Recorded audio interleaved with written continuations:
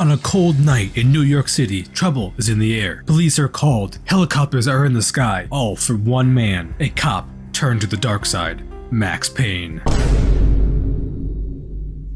But to see how this all started, we have to flash back 3 years. It was just another day until police detective Max Payne arrived back home. There appears to have been some sort of struggle. The phone rings and I speak to the worst 911 operator to ever exist. Someone's broken into my house. They're still here. You have to— Good. I'm afraid I cannot help you. Bruh. Whatever. I don't need help. I'm a cop.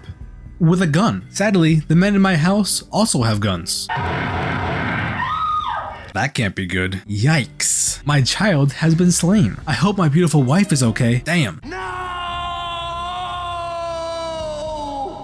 That painful scream almost sounds as distraught as Agent Reed. Oh my god, no. Then we go back to the present, but not all the way back. We're still in the past in the beginning, but only 2 months in the past instead of 3 years. I'm already confused, but we'll stick with it. Back in the future past, Max Payne has transferred to the DEA and has been undercover inside the Punchinello crime family, looking for any leads on who is responsible for the death of his family. That's 2 games in a row with the death of a wife and child and the main character seeking revenge. Nice. I received a call from fellow DEA agent Alex Baller telling me to urgently meet him in the subway. I hope this goes better than my last trip to Subway. Hey, a dead cop. That can't be a good sign. I came here to meet a friend, so off I go. I don't know what DEA agent Alex Balder has gotten into, but this place is full of people trying to kill me. How rude. But I am Max Payne and this is my video game, so I press forward. I'm so cool that while killing a bunch of mobsters, I also stopped a bank robbery. Where is my greatest cop ever award? Hey look, it's DEA agent Alex Balder, just the man I was looking for. Well, alright then, I guess I'm not getting any information. So not only did I not get information from DEA agent Alex Balder, but now the police think I killed him, and my cover is blown, so now the Punchinello family knows I'm a cop and they want me dead. Still a better subway trip than last time. The next logical step is to track down the head of the mobsters that I was just killing, Jack Lupino. I entered a hotel run by Lupino and found the Finito brothers, some low-end mobsters that work for Lupino. They thought it was a good idea to mock me. That'll teach him. Lupino's not here, so I look around the sex and drug-filled hotel for clues. This doesn't help at all, but I like what I see. These mobsters know how to party. This hotel has some issues. There's mobsters everywhere, the ice machine doesn't work, and I haven't seen a maid anywhere. I am leaving a bad Yelp review. I continued my all-access tour by going down to the basement, through the kitchen, to the bar, and back out the main doors. I appreciate their efforts to make me feel welcome by showing me the inner workings of the hotel, but it won't affect my review much. There was an explosion in a nearby apartment building, so I did the smart thing and went inside. There are plenty of mobsters in here, so there must be something important. Aha! Lupino's office. I can get there using the fire escape. Oh no, the explosion broke the stairs. My only option is the roof. I can access the roof through the laundromat, but there's mobsters inside and they won't let me in. I can't imagine why. I checked inside another building and found a helpless mobster. Then I forced him to let me inside the laundromat. It's a trap! Indeed it was. Now that I'm in, I can go upstairs and climb across the roof like a ninja to get to yet another building. Here, I find Vinny Gognitti, Lupino's right-hand man. We get into a little scuffle and he gets away, so I chase him across the roofs and even onto a train. For a man with a bullet in his stomach, he's quite agile. I eventually caught up to Vinny and he seemed to want more bullets, so I helped him out. He gave up his boss's location, so I head on over to the Ragnarok nightclub. Believe it or not, the nightclub is full of mobsters who also want to kill me. I know, I wasn't expecting that either. Inside, backstage, I come across Lupino's inner sanctum, and I find evidence of how crazy he is if I'm using his own product. AKA, he's a psychotic drug abuser, and now he's dead. Because I shot him. I thought he was the one responsible for my family's death, but a hired killer, Mona Sachs, who was also after Lupino, tells me otherwise. Lupino was low on the totem pole. My next target is Angelo Punchinello, the head of the Punchinello family. The hired killer and I decided to team up. We share a glass of whiskey and it turns out I've been fooled. She drugged me. She could have just politely asked me to go after Punchinello herself, but okay. I have a quick nightmare about my dead family before waking up tied to a chair with Frankie the Bat Niagara standing over me. He cracked and crunched my skull with his bat before going to take a leak. I broke free and had to fight my way back out of Lupino's hotel. I didn't appreciate Frankie hitting my skull with a bat, so I decided to return the favor with bullets before I left. Outside, I was met by Russian mob boss Vladimir Lem. He tells me where I can get guns and ammo to help me kill Punchinello. In order to get those guns, I have to kill Boris Dime, a man who used to do jobs for Vladimir before turning leaving and joining Punchinello. I like guns, and I like cute Russian men, so I agreed to kill Boris. I fought through and sniped more mobsters before finding and killing Boris. Look at all these guns and ammo. I am unstoppable. Punchinello better be scared. I don't know if he's scared, but he sure is mad. He called me to tell me to meet him at his restaurant. He then proceeded to burn it to the ground with me inside to try and kill me. Joke's on him though. I survived, and now he has no restaurant. When I escaped, my new Russian friend came to my rescue again. He gave me a ride to the Punchinello house. Before I could get to Punchinello, I had to get through his top 3 hitters, the trio.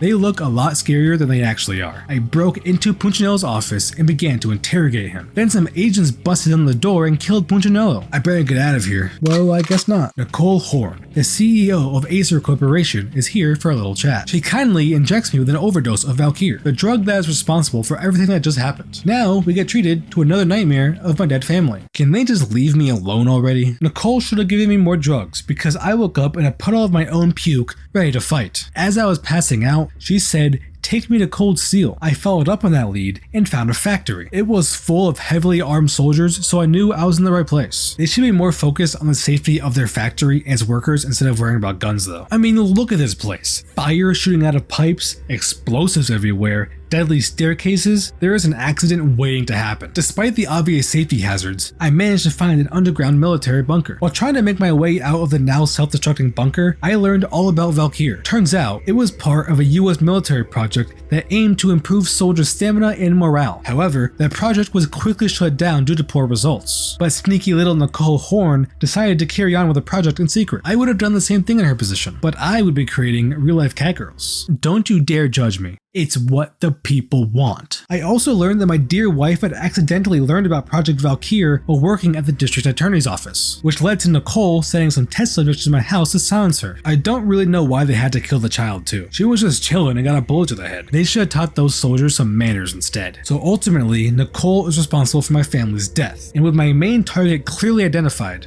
I escaped the bunker. I then got a phone call from BB, a colleague in the DEA, asking me to meet him in a parking garage. I used my noggin, put 2 and 2 together, and realized that he was the one who killed DEA agent Alex Balder. So I decided, screw this guy, I'm killing him. Of course he got away, so I had to chase him to the parking garage. In the process, I also managed to kill the rest of Punchinello's mob. Even though I am doing a lot of illegal activities, you have to admit, I'm a good cop cleaning up the city. I just have an alternate way of doing things is all. Also, I killed BB. A payphone rings, and I have a brief conversation with somebody requesting my presence at the Asgard building. I did the smart thing and met this stranger. His name is Alfred Woden. He is part of a secret society called the Inner Circle. They want to kill Nicole Horn as bad as I do. Hey, a similar interest. We're bonding.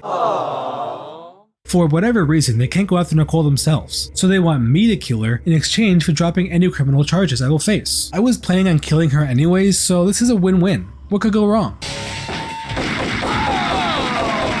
Man, I really gotta keep my mouth shut. Now I'm in some random building with more soldiers trying to kill me. Fantastic. Hey, wait a minute. What's this? What a sneaky half-blind man. Woden somehow faked his own death. Once I finally managed to escape, there was only one thing left to do. Go after Nicole. I step inside the Acer headquarters, where Nicole should be. I easily take out the explosive-wielding guards and start heading up the building.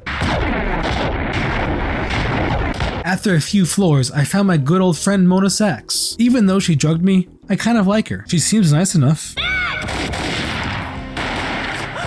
Why? Why can't I make any friends? I took the elevator even higher up the building where I continued to kill more of Nicole's men. I finally found her. Oh, yep, she got away again. She fled to the roof and sent the rest of her men to kill me. Doesn't she know I'm just gonna keep coming after her? What a silly goose. By the time I get to the roof, Nicole is boarding a helicopter, but she will not get away this time. There happens to be a nice tall antenna on top of the building that I can use to take down the heli.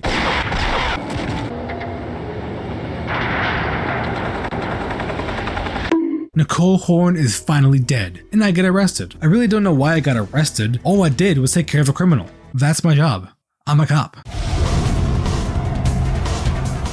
Starting with the mechanics of the game, the shooting isn't bad. The accuracy is quite lenient. As long as you are shooting close enough to the target, the bullets will hit. However, I don't like how quickly the camera resets itself. Let me explain. If you move your stick up or down and stop moving it for a few seconds, the camera will re-centralize itself after a few seconds. While it is nice to centralize your camera, I found that it snaps back too fast. There were several times where I was either walking up a staircase or looking up a higher level and aiming up to prepare for enemies. Then the camera moved itself, so it screwed me up. Another positive though is the variety of guns. There is a decent amount, and you have to constantly switch weapons because you can run out of ammo pretty quick, and I actually like that. It makes you pay more attention and be slightly more tactical with what you're using. You can also use bullet time to slow down time. This makes the action around you slow down and allows you to have quicker reflexes. I personally didn't find this very useful. To me, it just feels like a gimmick more than anything else. It's cool to look at, but it doesn't really fit my style. I like to keep moving, and when time is slowed down, you can't move that quick. But as a whole, the gameplay is good. A nice,